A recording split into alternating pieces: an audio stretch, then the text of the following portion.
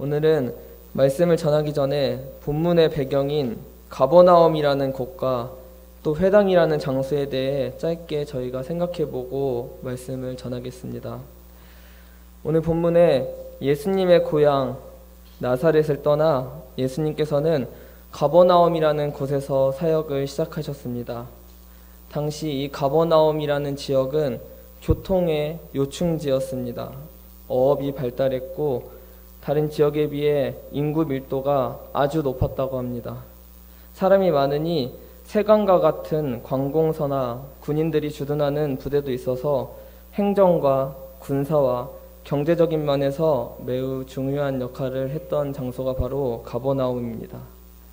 뿐만 아니라 예수님의 제자 마태의 고향이고 베드로와도 깊은 연결이 있는 곳이 바로 가버나움입니다.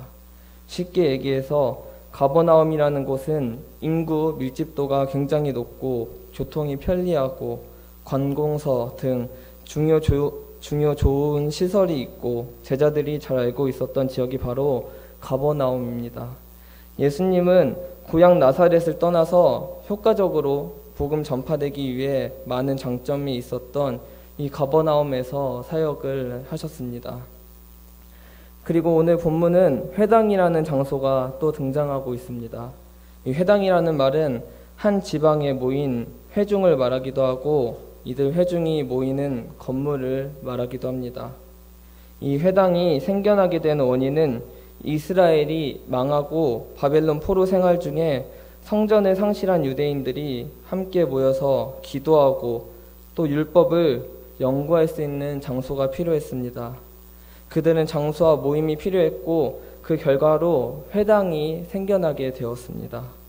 신약시대에는 회당을 유지할 수 있을 만큼 충분한 수의 유대인이 살던 곳이면 세계 어디서든지 이 회당이 발견될 수 있었습니다. 회당은 유대교에 가장 오랫동안 지속시켜준 제도가 되었고 기독교 초창기에는 복음 전파도 이 회당을 근거지로 삼아 전파되어 나갔습니다. 오늘 배경인 가버나움의 회당은 활짝 개방되어 있었습니다. 물론 이때 회당 지도자들이 인정하는 방문 교사들은 또는 권위 있는 선생들에게 허용되었는데 그들은 주로 그 회당에서 율법이나 선지서를 읽으며 그 읽은 것을 풀이하고 설교했습니다. 그리고 그때 회당에서 이루어지던 의식은 오늘날 예배 의식과 크게 다르지 않았습니다. 기도, 찬양, 성경 봉독, 그리고 랍비나 이에 준하는 자격을 갖춘 사람에 의한 설교 등의 순서로 진행되었습니다. 가버나움과 회당에 대해 저희가 짧게 알아봤는데 이해가 안 되시는 분이 계십니까 혹시? 한 번 더 설명할 의향도 있습니다. 예수님은 사람 많은 이 가버나움 회당에서 가르치는 사역을 이제 시작하셨습니다. 예수님의 가르치는 사역이야말로 예수님의 사역의 가장 중심이 되는 사항이었습니다. 그리고 예수님의 가르침을 보고 들은 몇몇의 사람들은 문자 그대로 놀라움과 경이로움에 가득 차게 되었습니다. 본문에서 등장하는 놀라움의 의미는 그들이 순간적으로 놀라고 그친 것이 아닌 정신이 멍하고 넋을 잃을 만큼 감동을 받은 놀라움에 휩싸여 있음을 보여주고 있습니다. 예수님께서 가르치는 것이 마치 권세 있는 자와 같았고 서기관과 같지 않았기 때문입니다. 오늘 본문에서 예수님의 가르치시는 모습은 권세 있는 자와 같다고 말합니다. 권세라는 단어의 뜻은 권력과 세력 또는 남을 복종시키는 세력 등으로 해석할 수 있습니다. 그렇다면 여러분은 권세 있는 자를 보신 적이 있으십니까? 혹은 여러분은 권세가 있어 본 적이 있으십니까? 저도 이 말씀을 준비하면서 예수님의 모습은 권세 있는 자와 같다고 성경은 말하고 있는데 도대체 이 권세 있는 예수님의 모습이 어떤 모습이었을지 깊이 고민을 해봤습니다. 제 주위에 권세 있는 사람이 아무도 없어서 잘 이해가 되지 않았기 때문입니다. 혹시 주위에 이 권세 있는 사람과 권력과 세력을 누렸던 사람이 있었나 고민을 해봤는데 놀랍게도 한 가지 떠올랐던 기억이 있었습니다. 제가 20대 중후반 정도에 여름 수련회를 가게 되었습니다. 청년부 여름 수련회를 가게 되었는데 그때 여자애들 4명이 무리를 지어서 다녔습니다. 얘네들은 키가 크지가 않았습니다. 다 고만고만하고 2명은 20대 초반이었고 2명은 20대 중반이었습니다. 그러니까 키도 작고 나이도 어렸죠. 얘네가 여자애들이고 다 고만고만하니까 물놀이를 하면 남자 청년들이 신이 나서 이 얘네들을 못 잡아먹어서 안달이었습니다. 저는 아무것도 하진 않았지만 남자 청년들이 이 여자애들을 가만두지 않았습니다. 이 여자애들은 당해낼 수가 없었습니다. 이 여자 청년 4명은 여자애들이고 나이가 어리니 어떻게 할 수가 없었습니다. 다들 경험해 보셔서 아실 것이라고 생각합니다. 걔네들도 이게 내 운명이구나 하고 분명히 당했을 것입니다. 그리고 청년부 수련회를 무사히 마치고 유초등부 수련회가 있어서 저도 보조 선생님으로 함께 가게 되었습니다. 그런데 이 고만고만한 여자애들 4명도 그때 같이 가게 되었습니다. 이제 청년이 아닌 선생님으로 가게 되었습니다. 그리고 유초등부 물놀이 시간이 있어서 물가에 갔습니다. 그런데 저는 지금도 잊혀지지 않을 굉장한 충격적인 모습을 발견했습니다.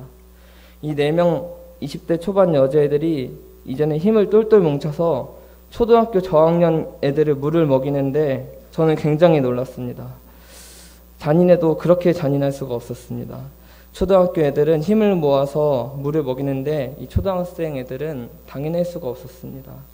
그때 저는 2가지 정도를 느꼈는데 사람은 누구나 힘이 생기면 다 똑같구나 라는 것을 느꼈고 선생님의 권위가 생기고 권력이 생기니 아이들은 당해낼 수가 없었구나 라는 것을 느꼈습니다. 예수님의 말씀의 권세에 말씀을 들은 사람들은 압도당했습니다. 당해낼 수가 없었습니다. 제가 그때 느꼈던 충격과 공포와는 비교할 수가 없었습니다. 왜냐하면 예수님의 권세는 바로 아버지의 권세였기 때문입니다. 예수님의 말씀의 권세는 살아계신 하나님의 말씀이기 때문입니다. 그들은 예수님의 말씀을 참된 진리로 받아들일 수밖에 없었습니다. 그리고 예수님의 가르침은 서기관들과 같지 않다라고 성경은 말합니다. 제가 신학교 다니던 시절에 교수님이 오시기도 전에 책상 가장 앞에 앉아있는 그룹이 있었습니다. 목사님들과 전도사님들은 모두 공감하실 것이라고 생각합니다. 그 교수님 바로 앞에 있는 무리들은 굉장히 익숙하게 교실에 앉아서 교수님 바로 앞에 있는 책상에 앉아서 굉장히 익숙하게 노트북을 꺼냅니다. 그리고 교수님께서 수업하시는 모든 대화를 기록합니다.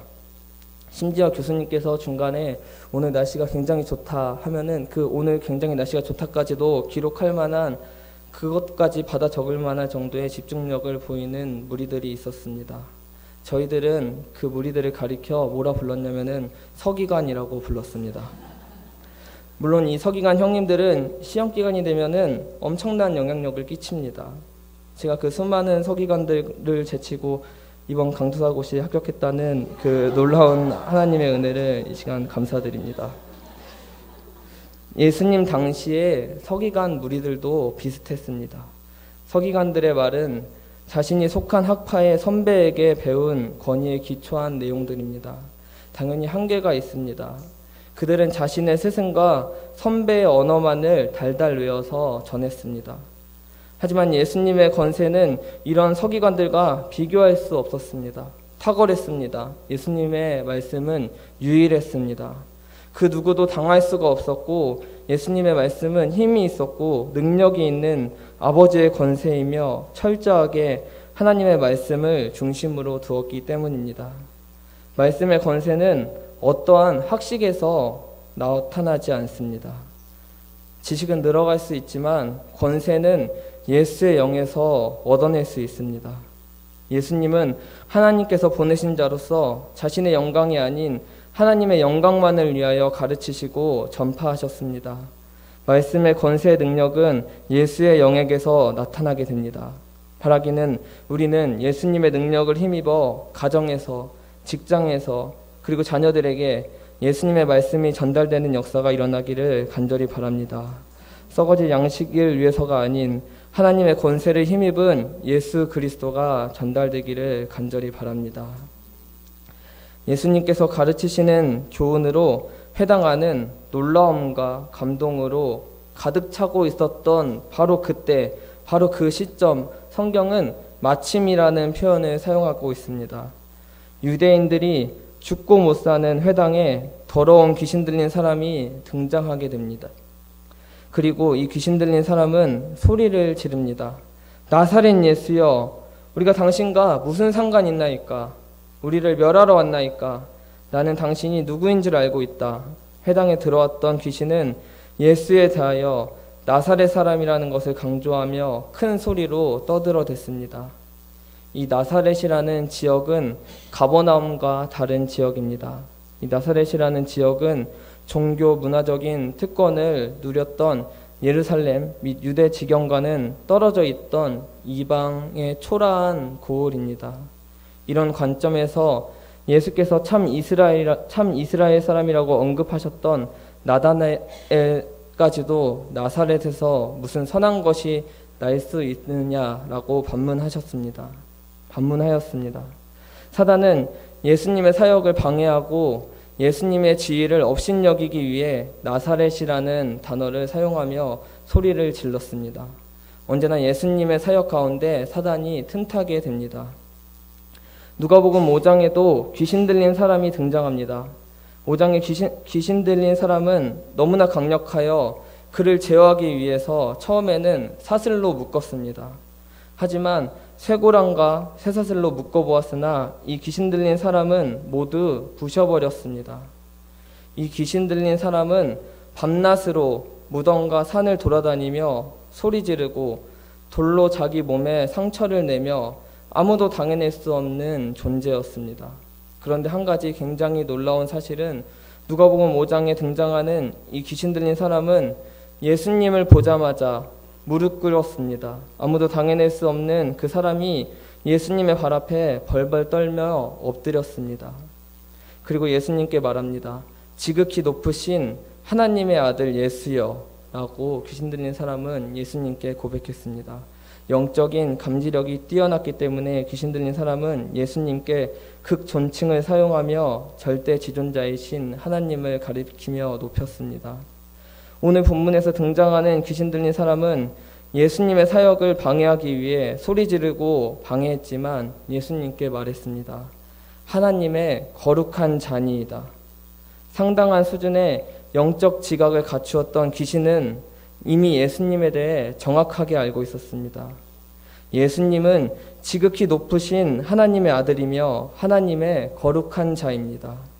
이 귀신 들린 사람은 학습으로 배우지 않았습니다. 하지만 예수님의 영적 권세로 알 수 있었습니다. 정확하게 알고 있었습니다. 예수님은 하나님 아버지의 권세를 지니셨기 때문입니다. 이 장면에 대해 깊이 고민해 봤습니다. 저희는 성경을 읽고 내용을 알기 때문에 이제 귀신 들린 사람은 큰일이 났구나. 예수님께서 혼쭐 내주시겠지라는 생각으로 쉽게 넘어갈 수 있습니다. 더러운 귀신 들린 자가 지금 우리 앞에 있다면은 우리는 그렇게 쉽게 생각할 수 없습니다. 굉장히 어렵게 이 상황을 생각할 수 있으리라 생각합니다. 제가 지금은 이렇게 설교문을 적어서 줄줄줄 읽습니다. 그런데 제가 맡은 초등부에서 말씀을 전하면 이렇게 설교문만 바라보고 줄줄줄 읽을 수가 없습니다. 왜냐하면 돌발 상황이 너무나 많기 때문입니다. 말씀을 전하다 질문이 들어오고 앞에서 떠들고 소리 지르고 갑자기 일어나고 누군가 그러더라고요. 애들의 집중력은 원래 그렇다. 애들의 집중력은 딱 5초다. 그래서 4초에 한 번씩 터트려줘야 계속 집중할 수 있다 라고 어떤 분이 이야기를 했습니다.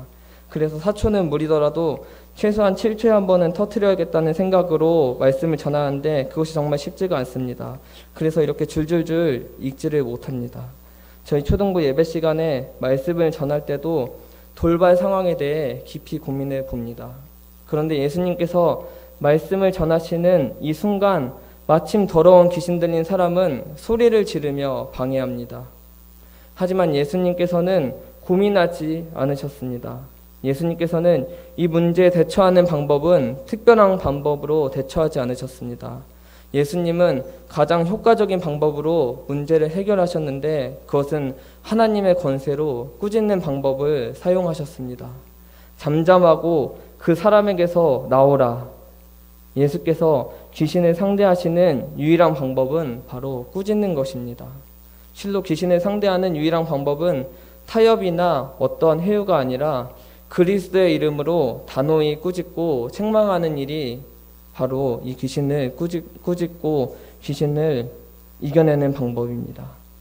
가끔 그러신 적이 있는지 모르겠습니다.